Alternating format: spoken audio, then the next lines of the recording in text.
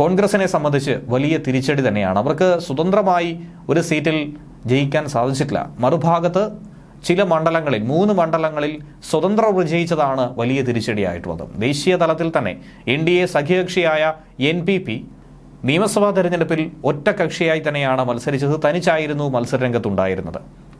ഏറെക്കാലം കോൺഗ്രസിന് മേൽക്കൈ ഉണ്ടായിരുന്ന ഒരു സ്ഥലം തന്നെയാണ്, സംസ്ഥാനം തന്നെയാണ് അരുണാചൽ പ്രദേശ് എന്ന് പറയുന്നത്. ഒരു കാലത്തും കോൺഗ്രസിനെ കൈവിടാതെ പിടിച്ചുകൊണ്ടിരുന്ന ഈ മണ്ഡലം 2016 അന്ന് കോൺഗ്രസിലായിരുന്ന പേമാ ഖണ്ഡു പാർട്ടിയുടെ 43 MLA-മാരുമായി BJP-യിലേക്ക് കൂടുമാറിയ ഒരു കാഴ്ച. അതാണ് അരുണാചലിനെ പിടിച്ചുലച്ച ഒരു രാഷ്ട്രീയ ഭൂകമ്പമായി തന്നെ വിലയിരുത്തുന്നത്. അതോടെ സംസ്ഥാനത്ത് BJP-യുടെ ശക്തമായ ഒരു തേരോട്ടമാണ് കാണുവാൻ സാധിച്ചത്. വേരുപിടിച്ച് വലിയ തോതിൽ വളർന്നു വന്നപ്പോൾ അതിലൂടെ വേരറ്റുപോയത് കോൺഗ്രസിന് തന്നെയായിരുന്നു.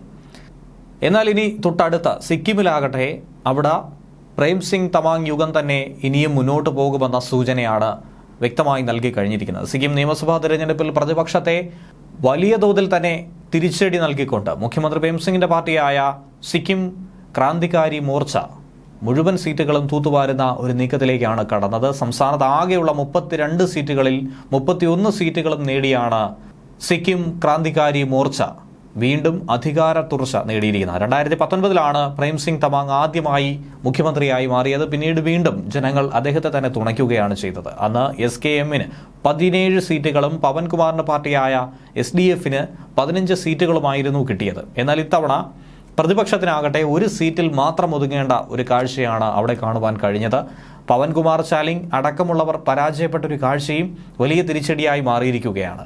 2 മണ്ഡലങ്ങളിൽ മത്സരിച്ച പവൻകുമാർ 2 ഇടത്തും നിലംപരിച്ചായിരിക്കുകയാണ്. പോക്ലോക് ക്രമാങ് മണ്ഡലത്തിൽ 3063 വോട്ടുകൾക്കും നാച്ചെങ് ബംഗ് മണ്ഡലത്തിൽ 1935 വോട്ടുകൾക്കുമാണ് SKM സ്ഥാനാർത്ഥികളോട് അദ്ദേഹം തോൽവി അടിയറവ് പറയേണ്ടി വന്നത്.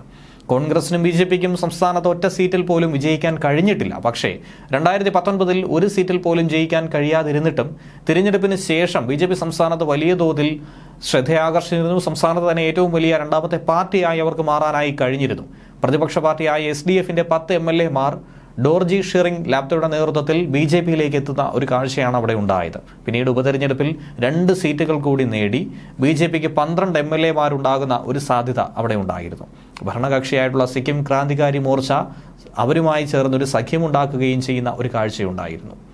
എന്നാൽ തിരഞ്ഞെടുപ്പിന് തൊട്ടു മുൻപായി സിക്കിം ക്രാന്തികാരി മോർച്ചയുമായുള്ള സഖ്യം BJP ഉപേക്ഷിക്കുന്ന ഒരു സംഭവമുണ്ടായി. വോട്ട് വിഹിതം വർദ്ധിപ്പിക്കാൻ കഴിഞ്ഞുവെന്നതാണ് നിലവിലത്തെ സാഹചര്യത്തെ BJP സംബന്ധിച്ചുള്ള ഏക ആശ്വാസം.